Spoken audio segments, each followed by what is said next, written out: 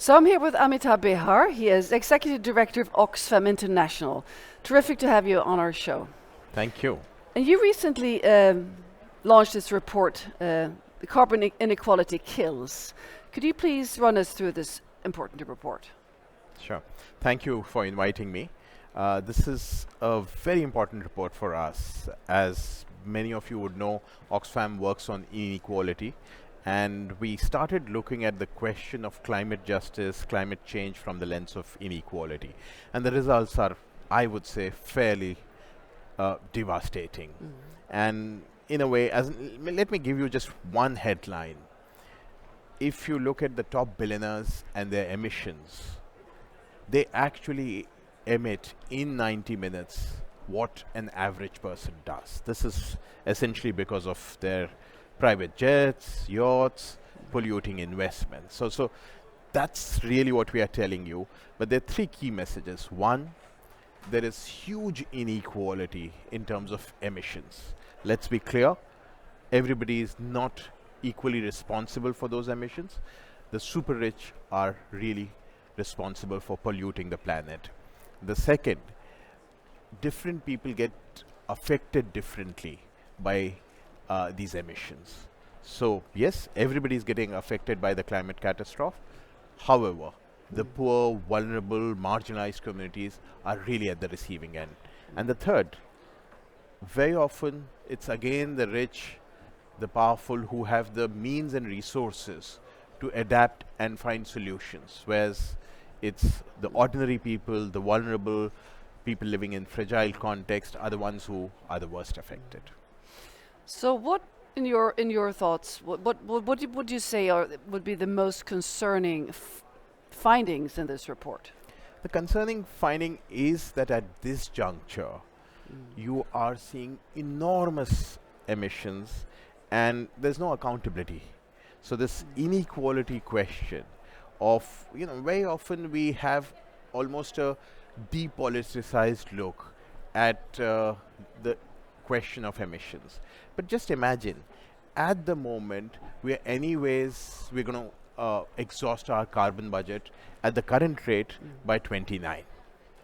But if it's the top 1% and their emissions, if you take that as the benchmark, then we'll exhaust that in 6 months. I think we need to really, really understand this inequality and start, therefore, taking serious policy measures to address it.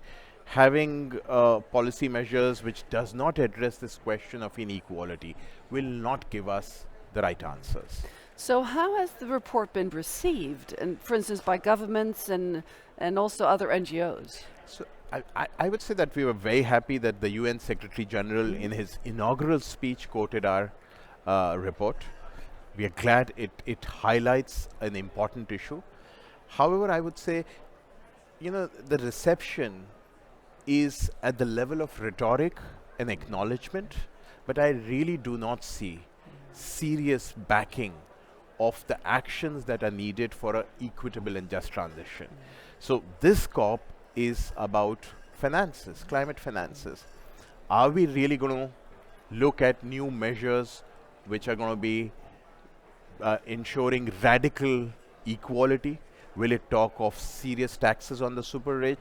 Will it talk of serious punitive taxes on these luxury polluting lifestyles of the super rich?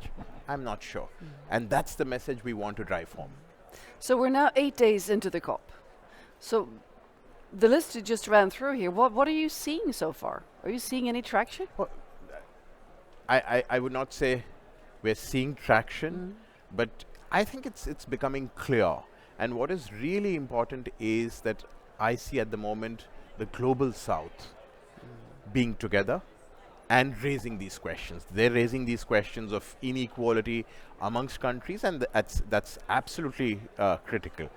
Just to give you another sad data point, in the last 50 years, all the deaths that have been caused because of climate change, 91% of them have been in the global south. So that's one clear positive. The second, I think the global south is pushing hard for greater finance, and this finance must be public. I think it's important. You cannot hide away by talking of leveraging private finance. It should be in the form of grants, not loans. Otherwise, we have seen what loans do. You again create a debt crisis, which then leads to hunger. So it's a vicious cycle. We'll need to break that. So how is Oxfam now working with amplifying the voices of the Global South in this transition? So we do work with communities who are affected.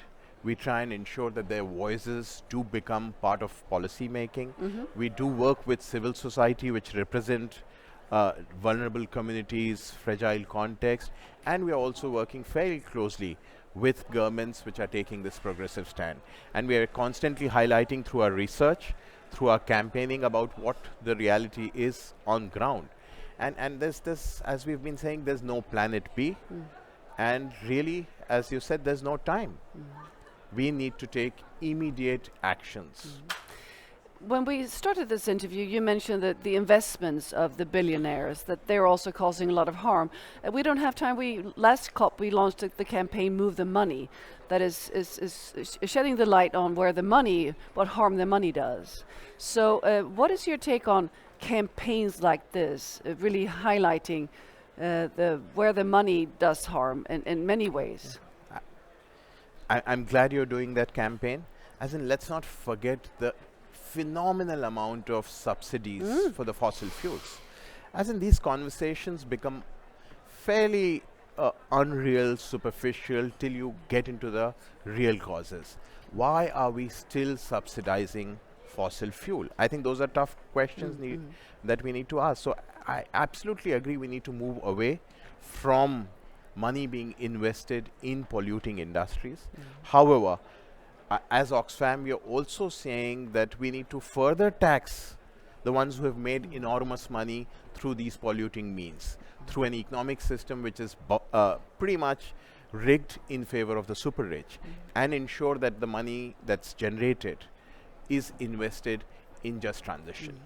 So now we see campaigns like Tax the Rich. We see campaigns like having a scheme for frequent flyers. The more higher taxes, the more you fly. So what can you say about those campaigns? Well, these are the right campaigns, but I think the pitch has to be much higher. It's critical for us. Very often we are doing just tokenistic measures. There's a fundamental restructuring needed at this juncture, and that's really the point. As in, just imagine that the top 1% are responsible for more emissions more than the 2/3 of the global population. That's 5 billion people. This inequity must be addressed, and there will be several measures, including taxation as one of the important measures. So we have a few days left here in Baku. So what are your hopes for this COP? People recognize that it is not about now billions. Climate finance is not about billions, it's about trillions. Trillions, yeah? It is really about trillions, and people need to recognize it, and people need to recognize that it is the responsibility of the polluters. So, just as a simple campaign slogan, polluters must pay. That's what we need to ensure. Well, thank you very much for joining us here at the We Don't Have Time studio, and best of luck with your very important work. Thank you. Thank you.